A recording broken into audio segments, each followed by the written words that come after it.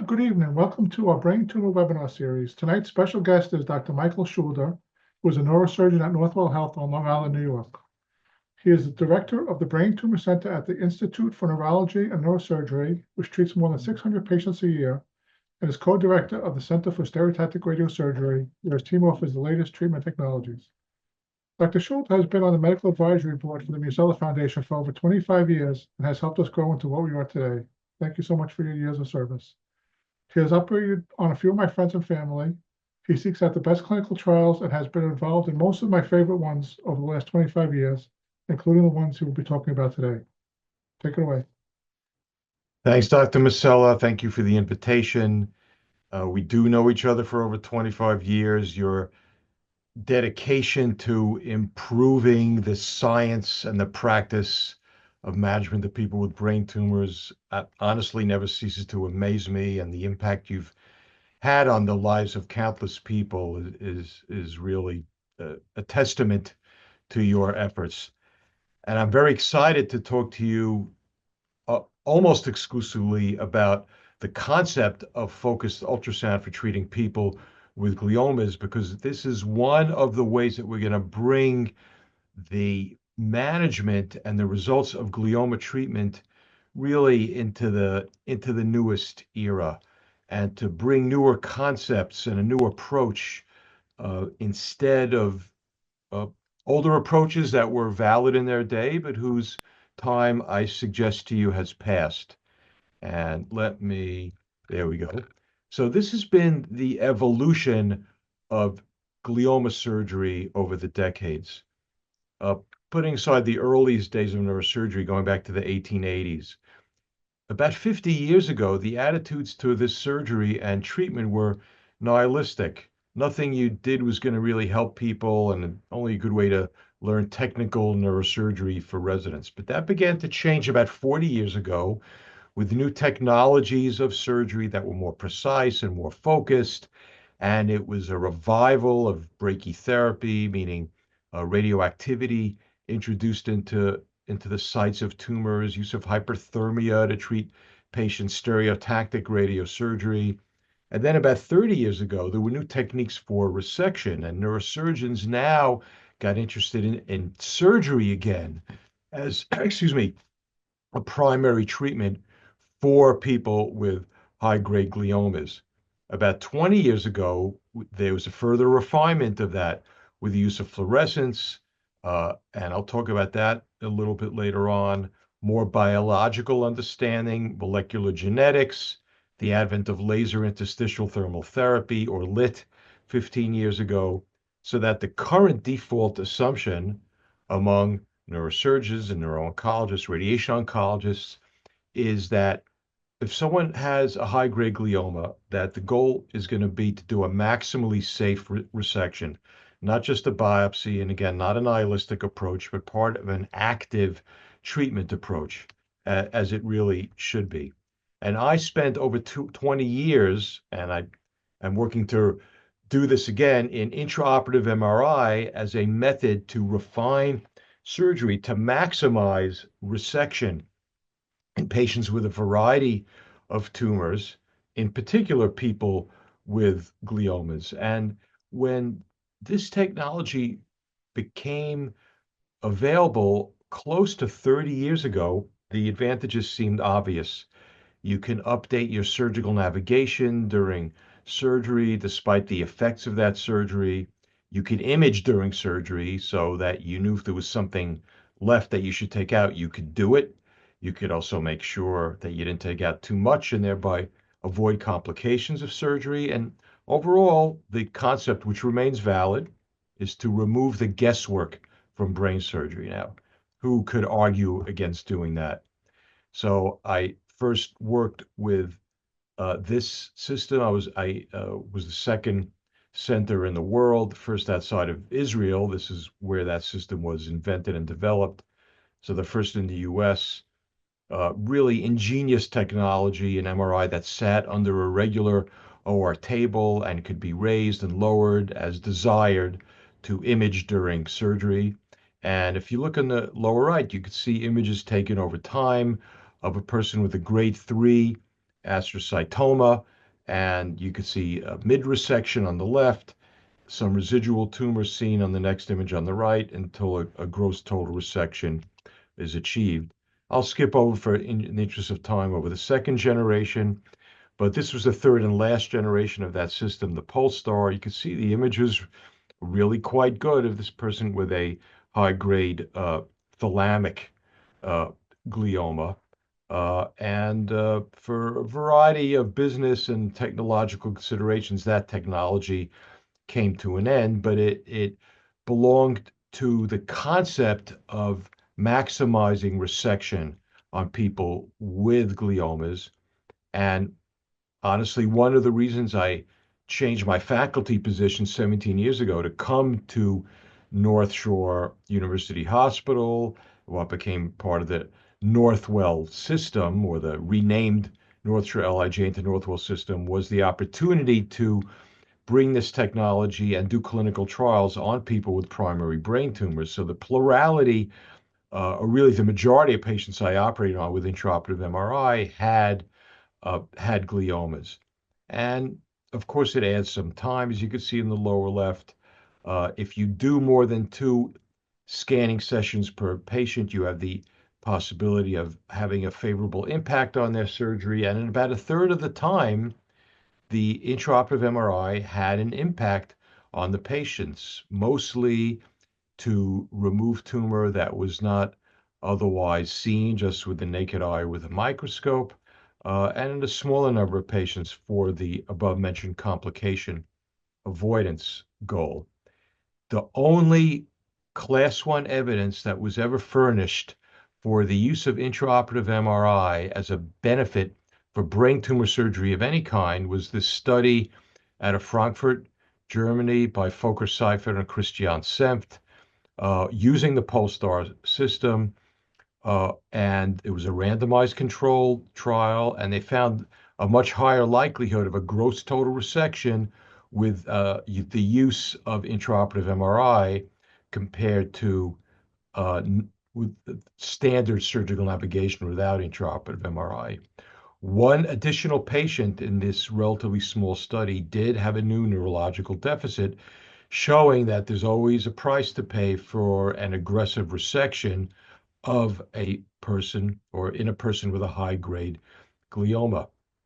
And about 20 years ago, a little less, is when the use of fluorescence guided glioma surgery became a standard with a study led by Walter Stummer from Münster in Germany, showing that the ingestion of 5-aminolevulinic acid, abbreviated 5-ALA, with a brand name of Gleolan in the United States, allowed for visualization of the tumor that cannot be seen just with the naked eye or with a standard operating microscope, and that so doing led to a significant increase in gross total resection of the tumors, and that the patients with the 5-ALA assisted surgery had a somewhat, not dramatically increased, but somewhat increased overall survival time. And that's a good thing. A sub group, or should I say a post hoc analysis of those groups, showed that the patients who in fact had the gross total resection achieved in the 5-ALA trial clearly had increased overall survival, as you can see here at 2 years, from under 10% to about 40% at 2 years. So a significant increase. This is pre-methylation era, in fact, with the older definition of glioblastoma, including IDH mutant persons, but nonetheless, an impressive result for the use of the 5-ALA. And for anyone who hasn't seen it, this is what it looks like. This is actually the image from the first patient we operated on at North Shore with 5-ALA. He had a recurrent glioma, and under the fluorescence filter of the microscope, you see a bright pink image of the tumor compared to the dark blue brain around the fluorescence. So you might ask, okay, we've got 2 ways of looking at gliomas during surgery, you have intraoperative MRI, which is sort of intuitive, and you have 5-ALA. Uh, is there a difference between the two of them? And this was a study done by our resident, Danielle Golub, when she was a medical student rotating from NYU at Cornell. And they did a meta-analysis looking at this very question, comparing intraoperative MRI and 5-ALA studies. And unsurprisingly, each technology, intraoperative MRI and 5-ALA, showed a benefit in terms of the likelihood of achieving a gross total resection in patients with high-grade gliomas, and that overall, that each method was basically equally effective at maximizing the effect of resection, the extent of resection, and that in turn this led to increased overall and progression-free survival. Now, there are smaller single cohort studies from Europe that show that there's an added benefit to using intraoperative MRI and 5-ALA, and common sense would kind of tell you that. If you've got good technologies, why not use them? And this is all about increased resection as a primary tool in patients with high-grade gliomas. And this is an idea that has really taken hold in the neurosurgical community, and papers such as this by very respected and respectable authors. Senior author here being Dr. Mitchell Berger, who has stepped down as being the chair of neurosurgery, but still very active at the University of California, San Francisco, and Nader Sinai, who now directs the glioma program at the Barrow Neurological Institute in Phoenix. And they define the 78% resection threshold as being a significant factor in survival in people with glioblastoma. And here's where I'm going to now kind of bend the curve and say, you know, glioblastoma is not a focal disease, and focal treatments in the end are doomed to fail, and we need to look elsewhere. So these are slides provided by, is that bar on the top in the way? Are you seeing that bar or not? Anyway, No, no, that's fine. you're not. Okay. These slides are provided by my colleague, Jörg Ton, who was the chair of neurosurgery at the University of Munich. We're visiting our lab directed by Aaliyah Mills at Cold Spring Harbor Lab, which is the basic science affiliate of the Northwell system. So these describe the concept of the binning phenomenon. When you look at groups that include progressively smaller numbers or percentages of patients and the effect that has on the analysis of outcomes.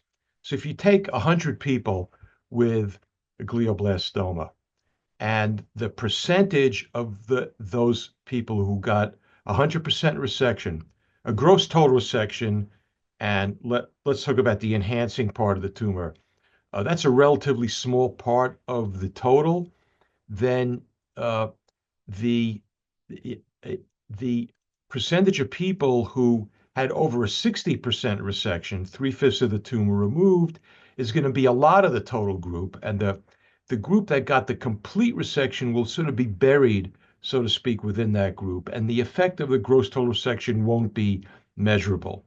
So what happens is you go up in that extent of resection. The number of people who had over 78% is a smaller part of the total, so that the 100% resection group is now having a statistical impact. That's when the seesaw tips. And that's why the 78% now looms as a significant factor. But all it's reflecting is the impact of the patients who have a gross total resection. And the fact is, the European Association of Neuro-Oncology defines gross total resection as the meaningful benefit of surgery on patients with glioblastoma, although still a somewhat limited one. Now let's look at an effective resection and do a thought experiment, if you will. Now, in these patients. I'm trying to hide this bar uh, over here, but okay, it's not bothering anyone. So, um, We can't yep. see the bar. Okay, you have a 6 centimeter uh, tumor in diameter. It's 113 cc's in volume, so pretty big, but not uh, something extraordinary, especially in the anterior frontal lobe in somebody. Now, if you take out all but a 5 millimeter rim of that 6 centimeter tumor, how much of that volume of 113 cc's have you taken out? Is it in fact 92%, or is it as low as 78%? You know, you might think it's closer to, it's in the mid range, 84 or 92%, uh, because it's really such a thin rim you're leaving behind. Well, sorry, audience, it's a trick question. Basically, you've taken out about half of the tumor. That's the effect of volume, which you may recall geometrically relies on the radius cubed of your sphere.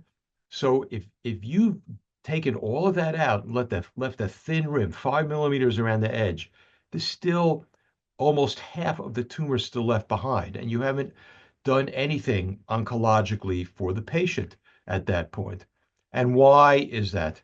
This is a 36-year-old paper, 37-year-old paper from the Mayo Clinic. Patrick Kelly, who went on to be the chair of neurosurgery at NYU for about 15 years till 2006, did this study when he was at the Mayo Clinic, and he did the kind of thing that would be hard to get approved nowadays. He took biopsies of patients who were getting a stereotactic biopsy for a suspected glioblastoma.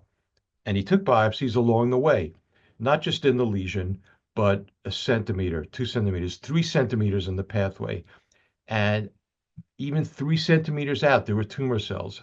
And this was proof of what kind of everyone already knew, which is, as a mentor of mine said, gliomas are tumors of the brain, not in the brain. So beyond what you could see, even in many cases, far beyond what you can see, unfortunately, there are glioma cells, and that's why focal treatments are doomed to fail. And here's again a statement, as I alluded to, by the EANO, that only gross total resection of a glioblastoma is associated with improved outcome, but even then, up to a point. Why is that?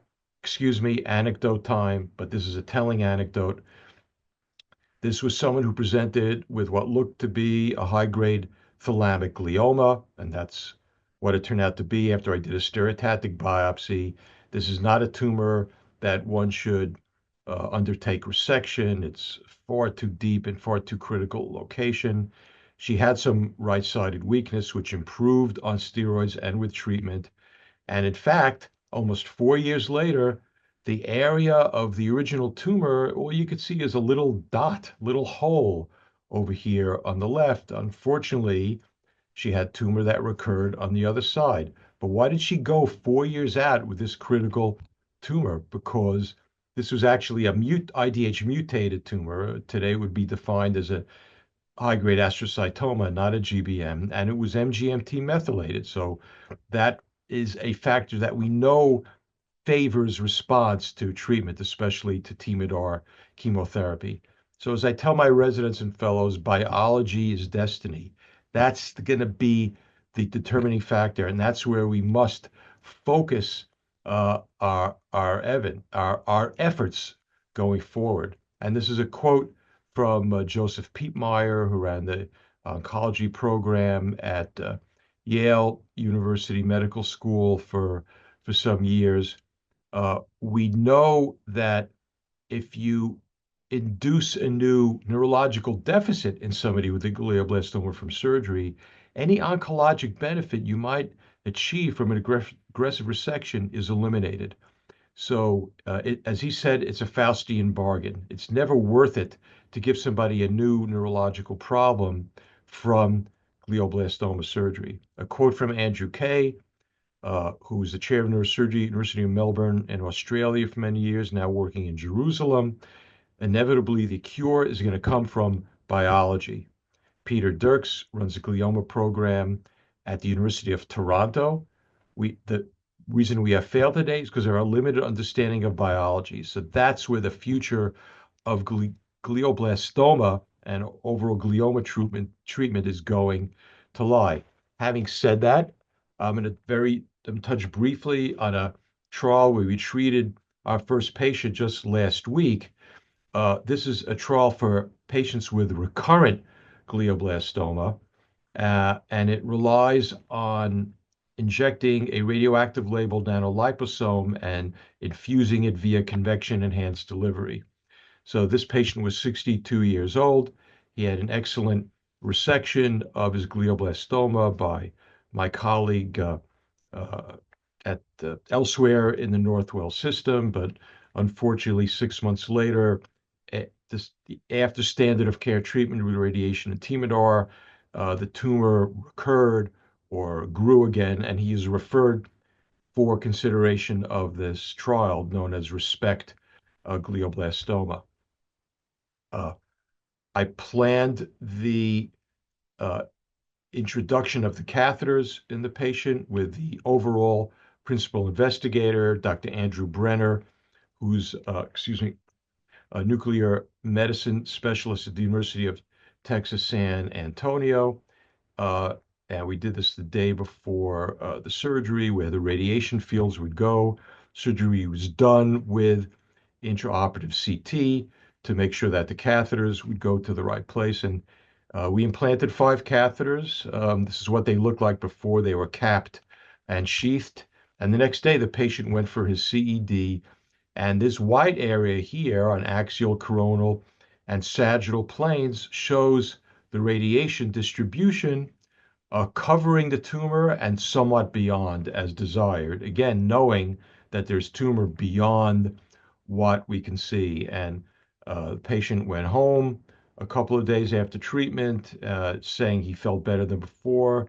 Not really, it's too soon uh, to reflect any actual improvement from the treatment. That's just from steroids that were administered as part of that trial. But this is something I'm very excited about as a method of treating people with recurrent tumors. It's just a way of effectively delivering in a very focal manner a safe method of radiation.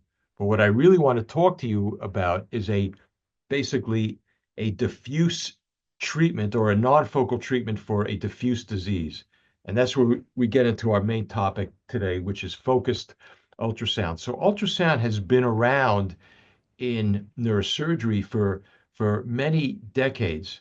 And by using the piezoelectric effect, which came out of studies in quantum physics in the early 20th century, by electrically stimulating uh, certain types of crystals or mechanically stimulating, you can generate electrical energy, which can be focused in the form of ultrasound.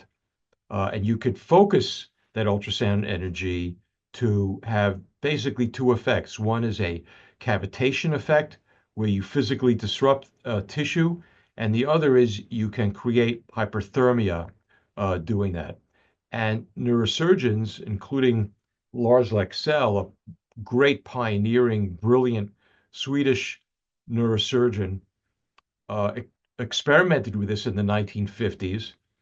This is on the left using the stereotactic frame of his invention that we still use today to focus ultrasound.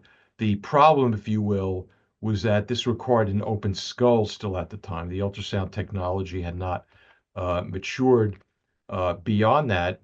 And there were companies who began to try to commercialize focused ultrasound.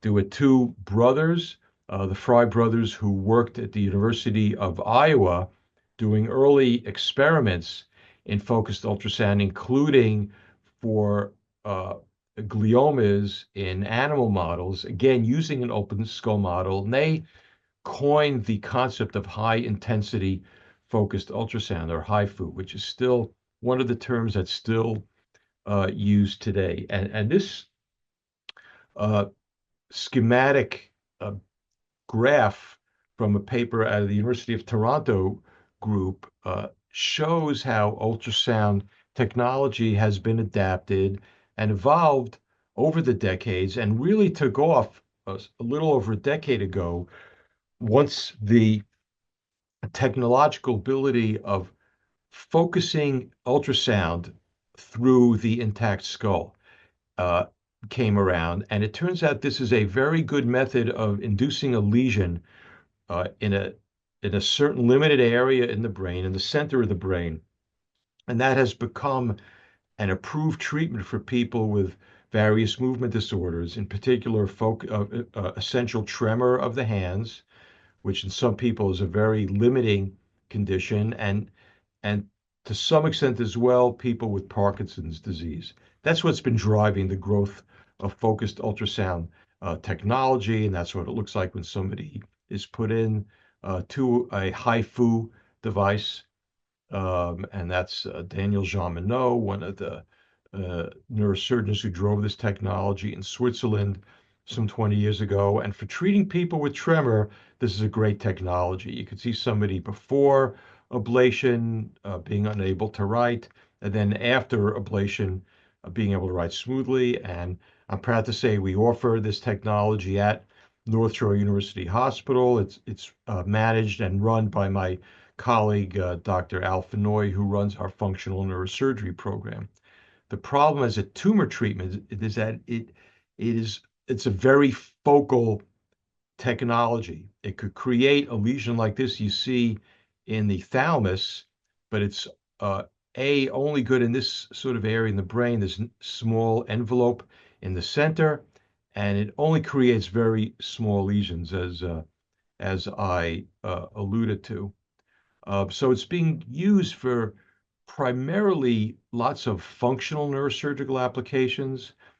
Uh, there's been uh, early experiments of its use in blood-brain barrier modification outside that narrow envelope when it's not used as high intensity focused ultrasound, but low intensity focused ultrasound. And that's really going to be the topic of our talk because the technology that I have worked with is a form of low intensity focused ultrasound. It's a proprietary device made by Alpheus Corporation, and I am happy to say I have no financial interest in that corporation or in any of the outcome of the trial. And I'm glad to present the trial, the concept, and the results without that sense of a conflict related to financial self-interest.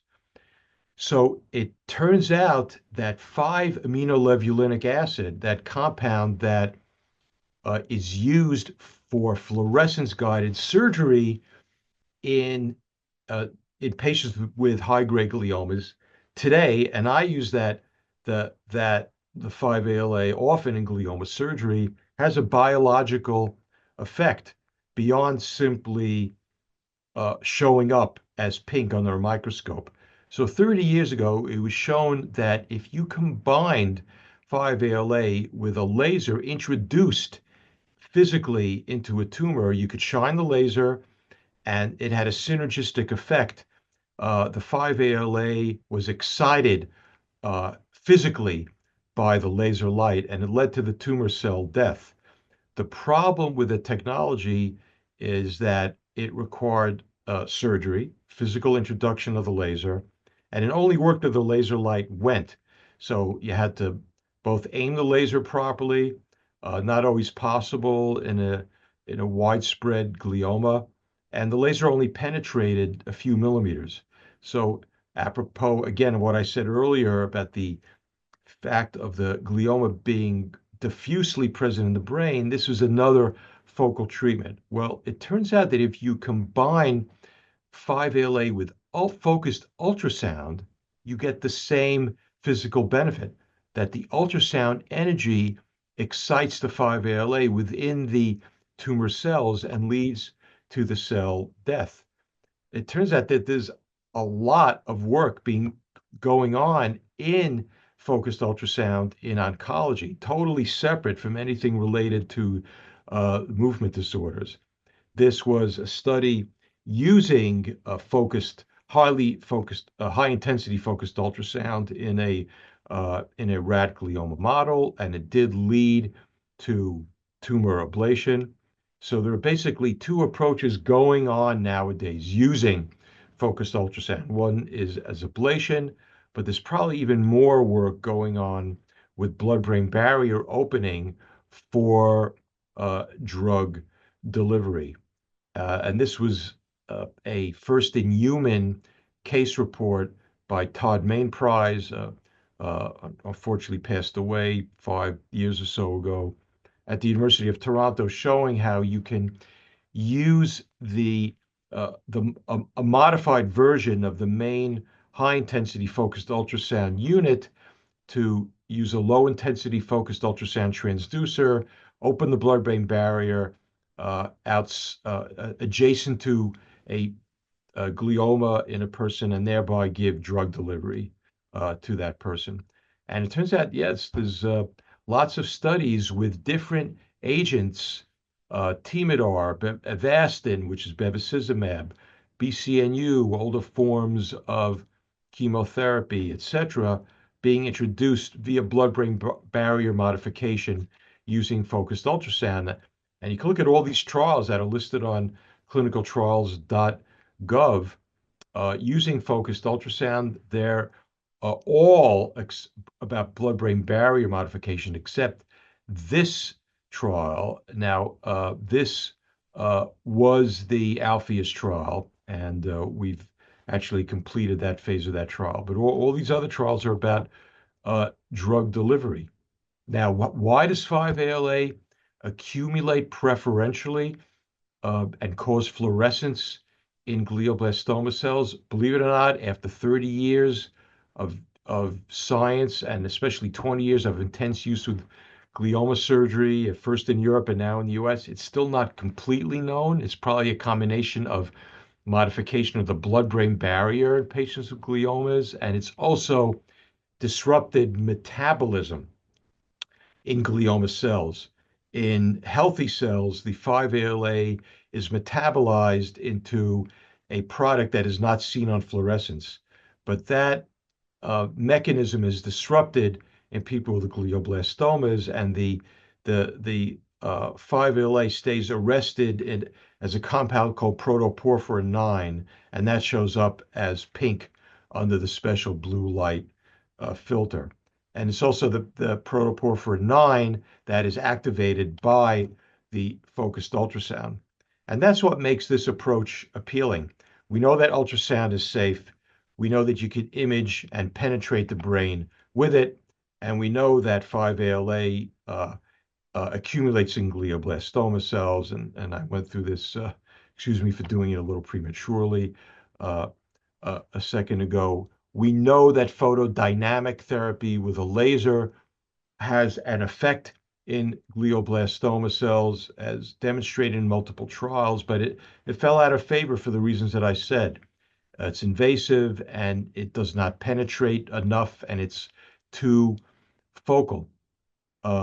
So that's where sonodynamic therapy comes into play, because you can apply ultrasound more diffusely. So it is a diffuse treatment for a diffuse disease with the right ultrasound technology. And that's how the Alpheus technology is in fact designed. It's meant to be applied really to the whole hemisphere of a person with a glioblastoma, far beyond where you could see tumor cells with enhancement. If you do overly focused ultrasound treatment, then you're going to be back to where we were with the focal treatments. And again, a diffuse disease requires focal treatment. The SonoSense trial that some people may have heard of, this was done using the Exablate system, the system that is commercially available for treating people with movement disorders. And unfortunately, they ran out of funding, and the trial has closed. I really only learned that at the Society for Neuro-Oncology meeting several weeks ago. But this was intended as a phase 1 trial in humans after earlier preclinical data, and they had various treatments in the pipeline for different diseases, including newly diagnosed and recurrent glioblastoma, and especially the very difficult to treat diffuse intrinsic pontine glioma tumors in children. So hopefully we'll hear more of that technology in the future. Carthera is another trial concept using focused ultrasound, and it's really meant to be another way of opening the blood-brain barrier. And my colleagues at Lenox Hill have this trial open, and the way this works is that at the time of craniotomy for recurrent glioblastoma, you will implant this ultrasonic activator under a sort of standard titanium mesh that we often use in neurosurgery. And this activator can be accessed through the scalp. It's not on, in other words, at other times. But when you put the activator in through the scalp, you can deliver focused ultrasound and use that to modify the blood-brain barrier to greatly increase drug delivery to the tumor. And they have this trial open for patients with recurrent glioblastoma with either carboplatin or other drugs, CCNU or Timidor. So as a way of modifying the blood-brain barrier, I think it's an interesting concept and it is attractive. It is a lot of work for the patient and to some extent the surgeon to do that because you need to have a craniotomy, which you might not otherwise need. You need to have the titanium mesh. You need to have the ultrasound activator implanted and then accessed through the scalp. But I think the overall limitation, and I, I have nothing against this trial at all, but it's again, it's focal. The ultrasound energy comes out focally from the activator. So your ability to cover the whole tumor to modify the blood-brain barrier is going to be limited. And that's why the Alpheus trial, again, appeals to me. It's a diffuse disease that needs a diffuse solution. And there was uh, basic science data. There was in vitro study with this system, and in particular, preclinical preclinical trials with French bulldogs, which have a tendency to develop intrinsic gliomas.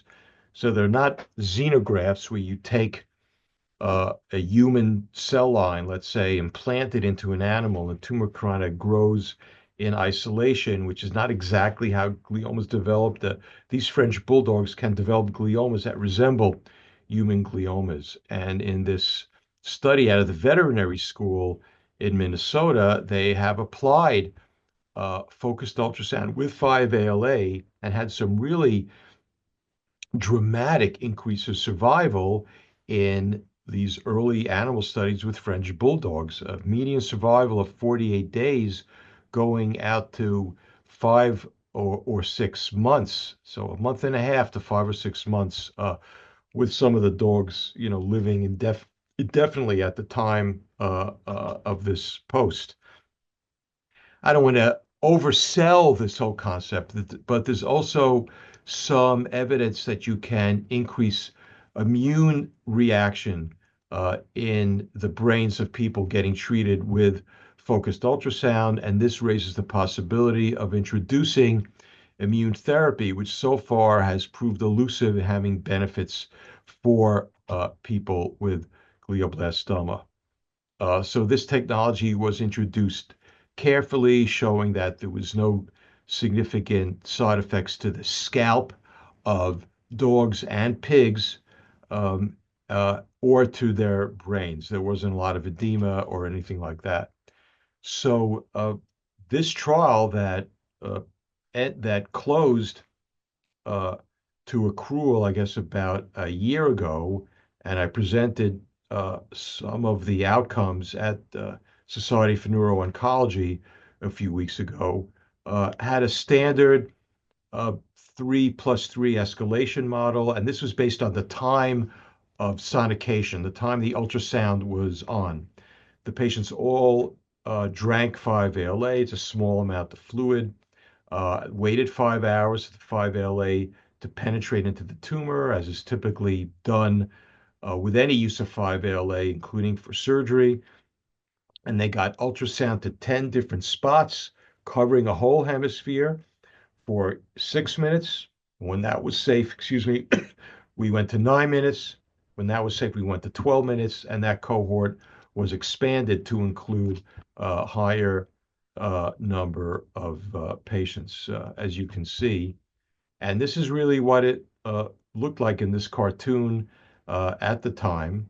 And the focused ultrasound helmet is moved around to deliver the energy to different areas. But even with each movement of the helmet, it's still diffusely delivered, not overly focused. And that's kind of a photograph of one of the people who entered the trial sitting there. I think people's biggest problem during the trial really was boredom, and this happens to be that person. I initially encountered him when he was referred to me, actually from Israel, for laser interstitial thermal therapy for LIT. He had been diagnosed uh, at the time, almost 20 years earlier, with a low-grade oligodendroglioma. But by the time I met him, he already had radiation therapy. He didn't tolerate Temodar, didn't want to think of trying it again. And I did lit on him 4 times for a focal uh, manifestation of the tumor, sort of undermining what I really kind of knew. But when these new areas of enhancement popped up, I did the lid, and each area of lit was successfully treated, but it didn't treat the underlying tumor. And unsurprisingly, when I biopsied him the first time, the tumor was a grade 3. It was had co-deletion of chromosomes 1p and 19q, so unquestionably an oligodendroglioma. The patient did not want to try PCV chemotherapy, so we did the lit 4 times, and then I said ultimately, even with his request, that we were done with the lit. This is an illustration of what the lit looks like at the bottom, how the how the hyperthermia is delivered using the lit, and that's the fourth lit after a year and a half after I met him. But by April of 2023, it was kind of clear that there was no benefit to doing lit anymore. And we gave him a dose of Avastin, which he said gave him bad side effects that none of us really saw, but he didn't want to do it anymore. So we enrolled him in our focused ultrasound trial.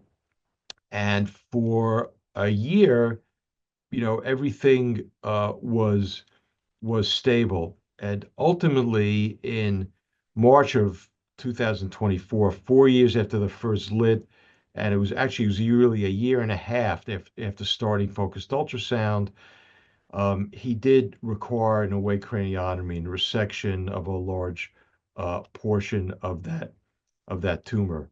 But the focused ultrasound kept his tumor at bay for over a year after relentless progression before that. So these are the results that I presented at SNO, as I said, several weeks ago. The two other sites were Washington University, and you can see the principal investigators there, Dr. Johans, who's a medical oncologist, and Dr. Meschler, a neuro-oncologist at Roswell Park in Buffalo, uh, and 12 patients, as I said, in this 3+3 or 3x3 design. There were no treatment-related adverse effects or no significant adverse effects. We found no reason why the treatment cannot be repeatable, and we were able to get out to that highest uh, duration of 12-minute treatments times 10, so 2.5 hours of treatment. And this is a swimmer plot showing the survival of patients. Overall, you could see at this point the longer survival in somebody or the patients with 120-minute survivals who were later have not um, we haven't gone out long enough to really look at their overall survival. But compared to historical controls, and this is meant to be primarily a safety analysis, not an efficacy analysis, but inevitably, even in phase 1 trials, we look at efficacy.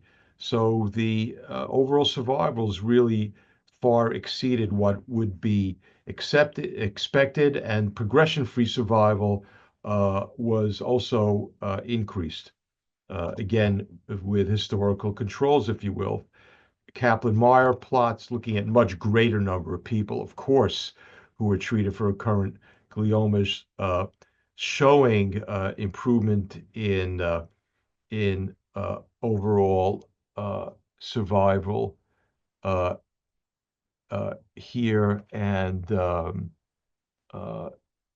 this is compared to CCNU group, Lamustin group, or the Avastin group. Of course, we know that Avastin doesn't really prolong survival, just uh, to some extent progression-free survival. But nonetheless, in this early study, we showed some promise of efficacy. So we have enrolled at this point 6 patients into a trial of newly diagnosed glioblastoma. This is a trial that began after people completed their standard of care radiation therapy and Temodar. Again, no treatment-related significant adverse effects. And I'm very keen on seeing what the results of this trial are going to be. And, the results will be what they are, but you can't wish them into being. But I'm really optimistic this is going to allow us to introduce this really as a standard part of treatment for people with newly diagnosed glioblastomas. Looking into 2025, I'm especially excited at the prospect of a quote phase 0 unquote trial where we do neoadjuvant focused ultrasound. We do it before surgery on patients. Then a week later, they have their resection. We could see the biological effects of the ultrasound treatment. And then after their RT and Temodar, the patients will go on to be treated with uh, cycles of focused ultrasound. Now, I don't want to sound like a shill for this, and I don't feel like it because again, I'm not conflicted here. But if you look at the Alpheus sonodynamic therapy concept, low intensity diffuse ultrasound with 5-ALA compared to radiation therapy, chemotherapy, Optune therapy with tumor treating fields, which I recommend to patient. Spoke to a patient of mine literally today who I was very pleased to hear had started Optune therapy recently. There are benefits to focused ultrasound in terms of non-focality. We don't want things to be overfocal, to patient tolerability, to repeatability, etc. And I think that's what makes this concept so promising. So again, a diffuse tumor requires a diffuse treatment. Uh, Low intensity focused ultrasound is a diffuse treatment for a diffuse disease. It's a repeatable treatment for a persistent disease. I think these early clinical data are very promising, and we're looking forward to doing the phase 0 trial and then ultimately a randomized control trial. Alpheus Corporation is interested in looking at tumors outside the CNS and anything that I think will be helpful in promoting this technology. is useful and is of interest. I just like to thank the people I've had the pleasure of working with on this trial so far. And thanks for your attention and happy to take any questions. Hi, thank you. That was fantastic. I love the concept Sure. of, treating the whole diffuse tumor and being able to repeat it. Oh, we have a couple of questions. You actually answered most of them. I wrote down the question, and then 2 seconds later, you answered it. That happened like 5 times. So first, is this helmet screwed in, or is it just applied? Oh, okay. Do you want me to? It's not. Do you want me to go back to show it? Oh, no, I saw it. It was hard to tell.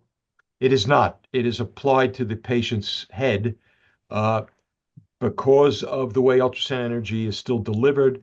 As in the case of high intensity focused ultrasound, the patients do need to have the side of their head shaved where the ultrasound is going to be delivered. And what can I say? In my observation, people didn't mind doing that. That's sort of already entered people's consciousness from tumor treating fields where you have to keep your whole head shaved for the excuse me, for the electrical energy to be delivered. Okay. In a couple of months, there should be an improved helmet uh, available that will not require physical movement. You'll put it on someone's head, and the software will induce the diffuse focused ultrasound from the different nodes, and that will speed up the treatment by a good amount. It'll, let's say, turn a 2.5 hour treatment into 2 hours, for instance. Okay. Is this done in an office setting or in the operating room? Office setting. Oh, that's Uh, great. Early on in the phase one, the first cohort, we treated the first three people in the hospital, but then after that, it's all been done in the office, and it takes the good part of a day. People ingest the 5-ALA. They do. I should have pointed this out. They have to stay in dim light because it can photosensitize the whole body. And if you're in bright light for too long, you could actually get the equivalent of a sunburn. So people stay in dim light. They can look at their computer or tablet or phone screen, and then they just have to kind of sit while the treatment's being done, and they could talk with family, listen to music, whatever else they might do during that time. For how long are you photosensitive? For 2 days. Oh, okay. Now you can say, well, how do they leave? I mean, they have to be clothed and put a hood on their heads, but they don't have to wear like a burqa or anything like that when they leave. I mean, that little bit of light it's possible to tolerate. Okay. You mentioned photodynamic therapy. Why Yes, not do photodynamic therapy at the time of a surgery that you're using 5-ALA anyway? Even though it's not going to get all those little pieces out of the site, it could maybe mop up the ones that are on the surfaces. it's a great idea. And Walter Stummer, who really brought 5-LA fluorescence into being, he led the study that was published in 2006 in Europe, is working on those sorts of applications using uh, stereotactically uh, uh, introduced lasers into relatively small tumors and difficult to access areas. And he does have some very good preclinical data, and that is an interesting application. I think the limitation of its use in in humans now is the diffuse nature. You'd have to uh, really move the laser around to many different parts of the brain to get a desired benefit. Is there a problem with heat? Like, do you have to monitor the heat and stop it if you get too hot?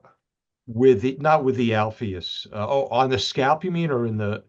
Let's go. No, s- not everyone. Some people had some mild like redness on the scalp. Really, not much to speak of. So, and again, that's part of what the preclinical studies were aimed at confirming. Okay. You say you repeat this. For how long do you repeat this? And how often is it?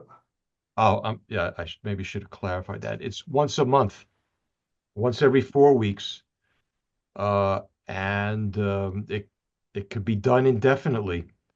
a repeatable treatment for a persistent disease. You showed that you could treat like 3/4 of the brain. Can you Uh, alternate that and the following month do the other half? Or is yeah, that it's an interesting question whether it should be done.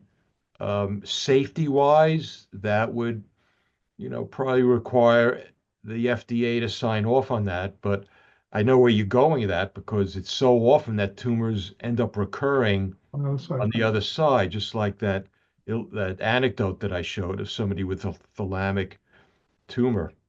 And that's probably in the end where the future of this is going to lie. There's no reason to think that the risks of doing so would be anything like whole brain radiation therapy risks. Like absolutely no concerns in that regard. Would there be any chance in the future, like you mentioned, an automated device where you just put it on and it Yeah. automatically adjusts everything? Would there ever be a possibility of having a home use of this so you could just do it at night while you're sleeping? It's another great idea. Uh, I guess I think the limitation of that was that you could, your head could move around within the helmet, but that's begging the question. What if you did it, once a week or once a month at home, in your home ultrasound unit in your man cave, while you watch the Monday Night Football. Um, as of now, the technology is a little too complicated to allow for that, but ultimately there's no reason why it shouldn't be possible.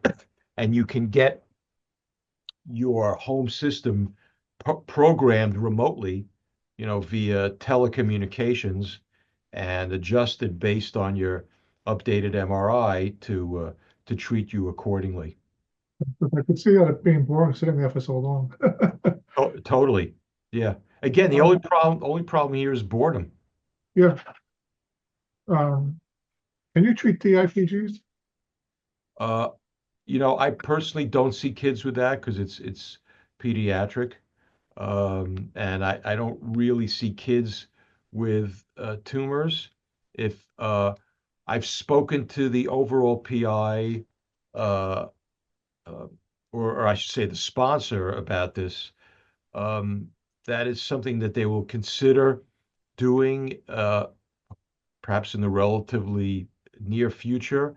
And I would be very happy is the wrong word. I would be very keen on pursuing this with my pediatric neuro-oncology and neurosurgical colleagues. I mean, DIPGs are relatively rare, but they're very, very unfortunate problem that has defied any meaningful advances in the last 50 years. So that would be of great interest. Uh, it's also possible to use Alpheus technology for blood-brain barrier modification, and I think all of that should be used uh, to that all that should be brought to bear on people with brain tumors. You were talking about the Sonobird unit. Would it be possible to do sonodynamic therapy with something like the Sonobird device? Well, I know you said it doesn't cover the whole areas, but if it's Yeah, focused on the general tumor area, is that possible? I believe it is, although that is not how the technology is being planned for use or envisioned at this point. Um, I don't want to sound like a downer. It would the way it is now with the implantation of the activator. It's a little bit like shooting a gnat with a bazooka. Like it's a lot of work It's for. probably easier to do it the way you Yeah, want. you know what I'm saying. Yeah, that's good. Okay. This is a general neurosurgical question. Why do some places do a biopsy first and then try to remove the tumor like a few days or a week later? Why not just try to remove it at the original surgery?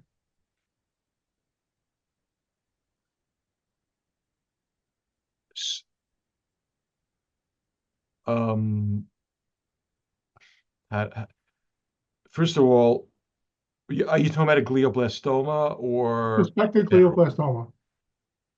Most of the time we could tell on imaging if someone has a high grade glioma.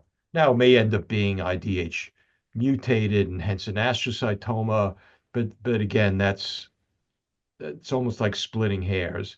And if the tumor looks like it's amenable to resection, that's what should be done. Now, there are persons who will say, listen, I want to know what this is. Or you may approach them with a surgical clinical trial, of which we have had some here that have since closed, and we're actually looking to open a couple more.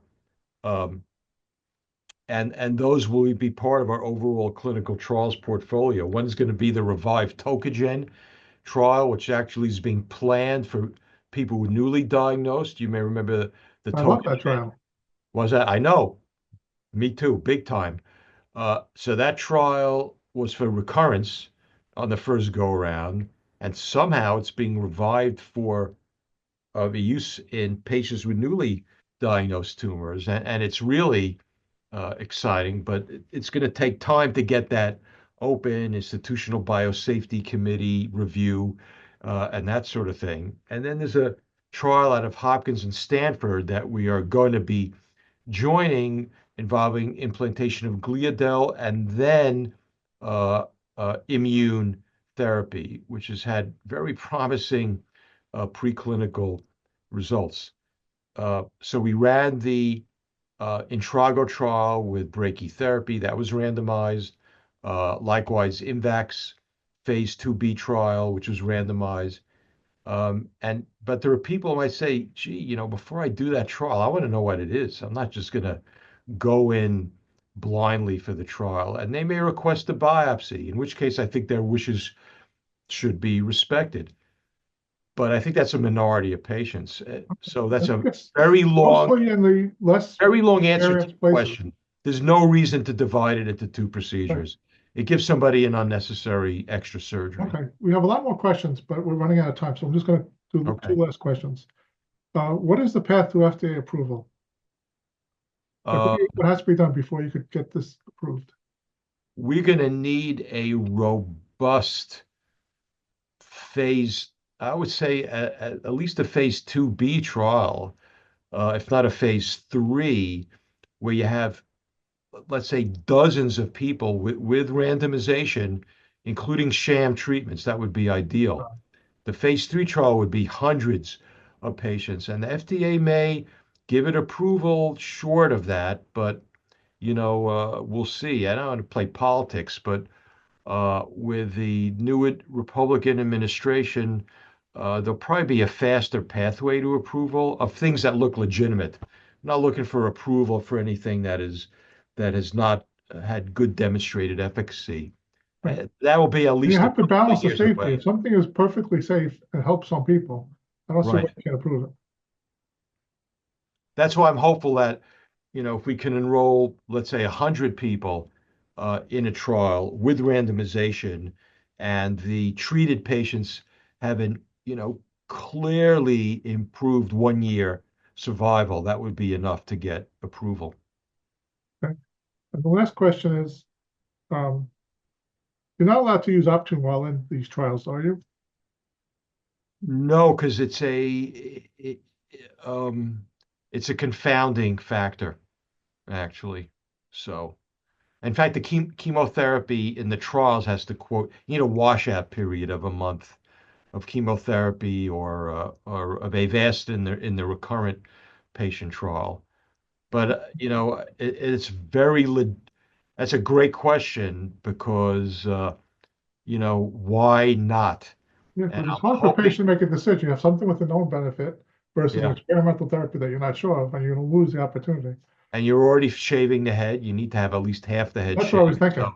so why not? You know what? That's the worst part of it. I'm going to raise that as something going forward. Um, I could talk to you for hours. I love chatting with you. We have to I'm go to the sorry if next I call. talked too long and I didn't allow enough time for discussion. No, that was perfect. And we'll have you back another time after the next phase is Okay. open. All right. But thank you so much. And Okay. thanks to everybody for watching. And we'll see you next time. If you have any ideas of future webinars, let me know. Okay. Good night. Thanks, everyone. Thanks.